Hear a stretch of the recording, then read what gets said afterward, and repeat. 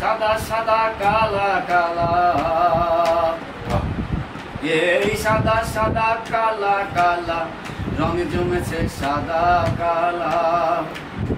হইছি পাগল মন পাগেলা বসন্তকালে, আমি হইছি পাগল মন পাগেলা বসন্তকালে, আমি হইছি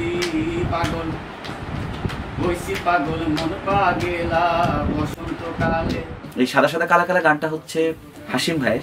আমরা যখন চারুকলায় ওনার গান শুনে আমরা বড় হয়েছি, ওনার গানের প্রতি মুগ্ধতা আমার সেই তখন থেকে, কখনোই কোথাও রেকর্ড হয়নি।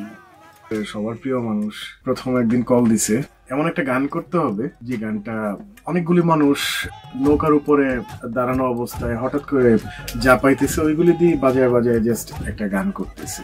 শোনার পরে আমার তো একটু অদ্ভুতই লাগলো। আর উনি একটা স্পেসিফিকলি বলতেছিল যে নর্মালি যেসব আমরা ইনস্ট্রুমেন্ট ইউজ করি ওই সব ইনস্ট্রুমেন্ট যেন না ইউজ করি আমরা।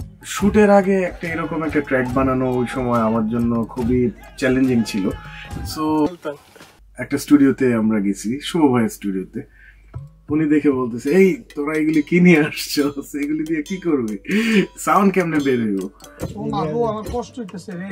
আচ্ছা, তো আমারও কষ্ট লাগতেছে। আমি কি বাজাইতে বলাই দিলা?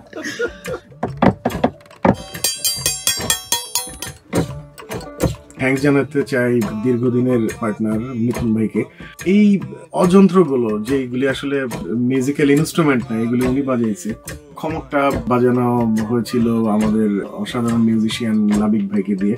শত শত ট্র্যাক রেকর্ড করছি, শত শত ট্র্যাক ডিলিট করছি। ইভেন আমাদের শিবলু ভাই যে গানটা গাইছে, অসাধারণ গান গাইছে উনিও অনেকবার ভয়েস দিছে। এই গানটার আসলে মিক্স করছিল আমাদের আমজাদ ভাই এবং মাস্টারিং আমার খুবই পছন্দের মিউজিশিয়ান, মিউজিক ডিরেক্টর কলিজার বড় ভাই শোয়েব ভাই, উনি মাস্টারিং করছে। এই দুইজন আবার ফাইনালি যদি এই গানটাতে হাত না দিত তাহলে কিন্তু গানের এত সুন্দর সাউন্ডও বের হইতো। আমি এই 2 দিন আগে কক্সবাজার গেছিলাম ঘুরতে। সো ব্যাক করার সময় র্যান্ডম এক দোকানে জাস্ট নামলাম একটু ড্রিঙ্ক টিঙ্ক কেনার জন্য আর কি। তো দেখি গান বাজতেছে, তো শোনার পর স্বাভাবিক এই গানের পিছনের মানুষ আমরা এটাতে কাজ করছি, তো শুনলে তো অদ্ভুত একটা ফিল তৈরি হয়। আমি ওনাকে জিজ্ঞেস করতেছি গানটা কেমন লাগে, উনি বলে সারাদিন শুনি ভাই, সারাদিন শুনি। এরপরে বললাম ভাই আমরাও শুনি, আমাদেরও ভালো লাগে। আর বলি নাই যে আমরা এই গানের সাথে ছিলাম। এটা একটা অসাধারণ অভিজ্ঞতা।